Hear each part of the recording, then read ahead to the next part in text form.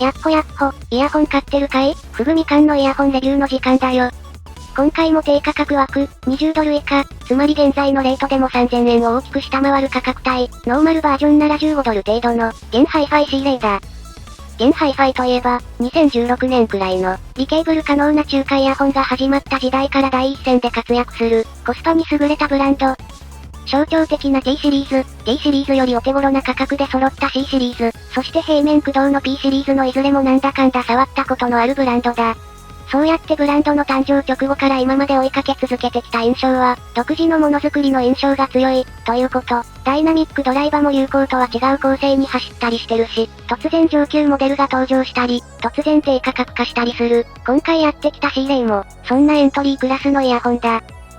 C レイは1台のダイナミックドライバーを採用した、2010年代に多く出現したイヤホンに近いタイプの構造をしている。ダイナミックドライバーとノズルが一直線に繋がっているタイプだけど、そもそも本体がシンプルなので、角度を気にする必要がないタイプだ。遮音性はほどほどだけど、背面側が開放されているので、それなりに小さい音漏れは確認できるぞ。C レイのパッケージは、C シリーズよりも T シリーズを思い出す。価格からしたら豪華な外箱。低価格モデルであるため、付属品はシンプルで、イヤーピースとケーブルのみが付属する。イヤーピースは結構柔らかめで、ノズルの角度と耳の穴の角度を、イヤーピースで調整する C レイには適したタイプだけども、もしかしたら、このイヤーピースでは耳に合わない、という人はいるかもしれないな。密閉できている証拠に、耳から外すときに柔らかい傘がひっくり返ったりするので、装着は問題なくできていそうだ。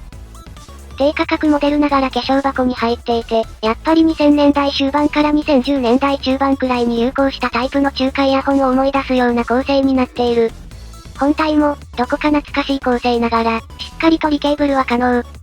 C レイはそのまま耳から垂らしそうなハウジングをしているんだけど、付属ケーブルはガイド付きで、耳にケーブルを引っ掛けて装着することを前提に作られているようだ。初期パッケージでは耳掛けしかできないので、もしケーブルを垂らして装着したいなら、別途ケーブルが必要になるな。ちなみに、ケーブルの装着部分は左右で青と赤に分けられていて、そういった点は抜かりなしだぞ。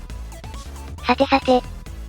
そんな C レイのダイナミックドライバーは、この価格ながら、化学樹脂系の定番、PU に、チタンを組み合わせた、複合振動板だ。この価格で金属コートはなんだかんだ言って希少。さらに、そこにアルミハウジングと背面開放が加わった、割と高音域側が突き抜けそうな構成となっているぞ。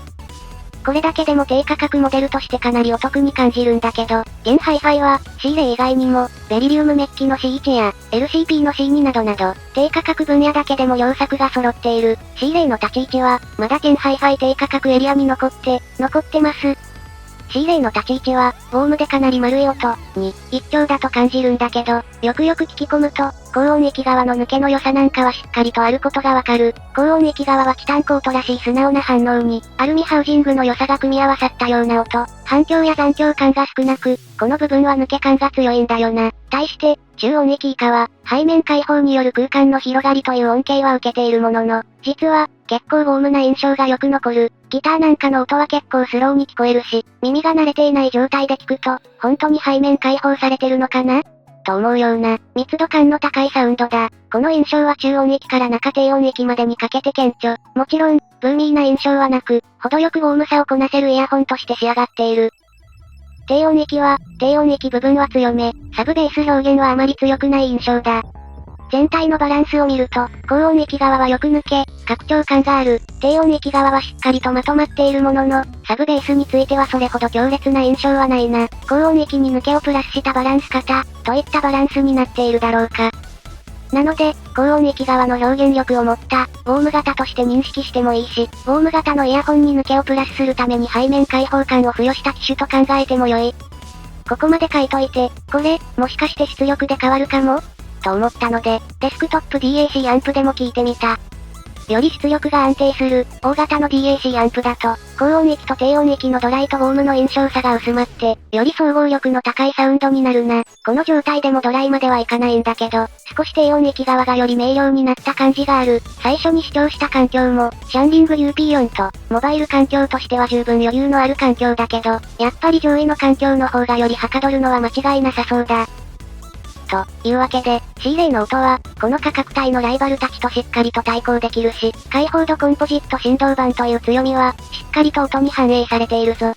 現ハイファイの他のライバルと比べると、同じく、弾力系のサウンドに開放感を組み合わせた、現ハイファイ C2 がライバルになるだろう。ただし、C2 よりもさらに C レイの方が高音域の表現が伸びやすく、C2 の方が低音域の表現が伸びやすいので、ここら辺の違いを考慮しながら買うのが良いだろうな、というわけで、エントリーのそのまたエントリーという、超低価格モデルとして登場した C レイだけど、見どころは十分にあった。この形状のイヤホンを探している人、リケーブル可能なモデルは希少なので、検討してみてはいかがかな、といったところで、今回はここまで。